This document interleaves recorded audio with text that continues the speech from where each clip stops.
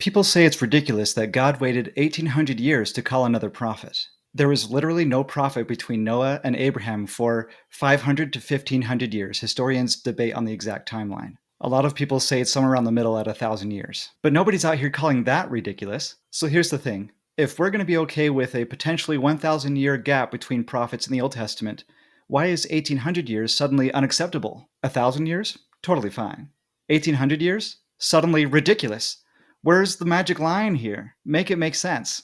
God allowed gaps where there were no prophets between Enoch and Noah, Noah and Abraham, Joseph of Egypt and Moses, Malachi and Matthew. So instead of trying to put God in your schedule, we should trust that God knows what he's doing. The 1800-year gap between the end of the New Testament and Joseph Smith reflects divine wisdom, not divine absence.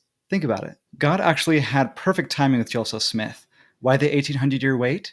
Because the earth wasn't ready before then. The church fell into apostasy right at the end of the New Testament. If he would have just called another prophet right afterwards, the same thing would have happened. Imagine God calling a prophet in medieval Europe without religious freedom, performing miracles. They would have burned the prophet at the stake because they thought he would be a witch. Not exactly ideal for church growth. This whole time, God was making preparations. It couldn't have happened before 1776. We needed a place with religious freedom. It had to be in America because the gold plates were buried in America.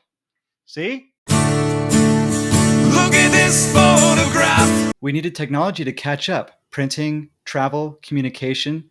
That way the gospel can go viral. And God needed to wait until people's minds were more open and their hearts were more soft. And that's what we got from global expansion and new ways of thinking. God was setting the stage perfectly.